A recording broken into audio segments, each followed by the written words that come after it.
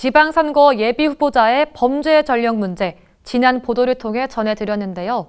여야 충북기초단체장 대진표 확정 이후 누가 공천을 받았는지 살펴봤더니 상습 도박, 사기 등의 전과자도 보란듯이 공천장을 따냈습니다.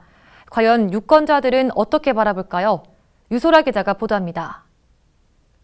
충북시장군수 선거에 출사표를 던진 31명의 예비후보 가운데 정가 기록 보유자는 모두 8명, 전체의 25.8%, 4명 중 1명꼴로 정가 이력이 있는 겁니다. 정당별로 보면 더불어민주당이 5명, 무소속이 3명인데 무소속 출마자 가운데 2명은 국민의힘 공천에서 탈락해 탈당한 예비후보입니다. 정가 기록 최다 보유자는 영동군수에 도전하는 민주당 윤석진 영동군의원으로 도로교통법 위반과 상습도박, 사기 등 모두 3건의 정가 이력이 있고 이로 인해 200만 원과 100만 원, 200만 원 3차례 벌금형을 받았습니다.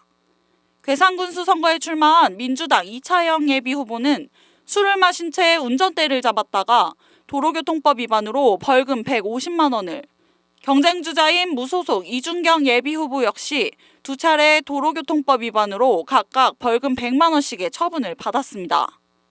이처럼 죄질이 불량하거나 명백한 정가 이력이 있음에도 경선을 통과한 후보자들을 두고 시민들은 공천 기준에 대한 의구심을 제기합니다.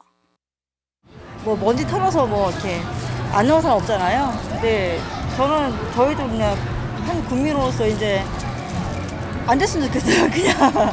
그래도 이왕이면 정가 없이 깨끗한 사람이 되면은 그래도 이 나라가 그래도 좀 더 낫지 않을까.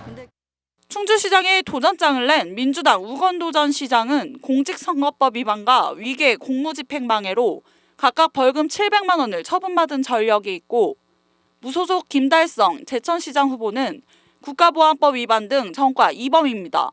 민주당 김응선 보훈군수 후보는 농협협동조합법 위반으로 벌금 100만 원을, 무소속 윤혜명 증평군수 후보는 병역법 위반으로 한 건의 정가를 보유하고 있습니다.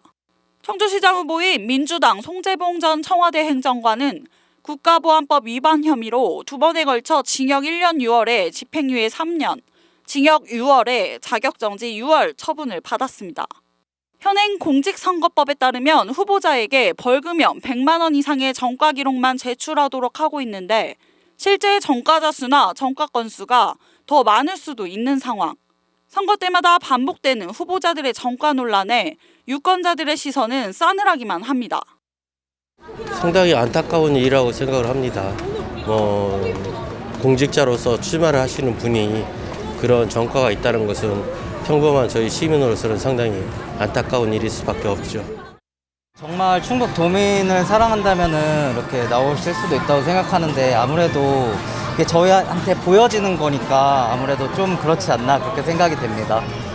어쨌든 그런 안 좋은 시선으로 좀 바라보는 거에 대해서도 저도 이제 시민이니까 좀 안 좋게 보이거든요. 그렇게 생각이 들어요.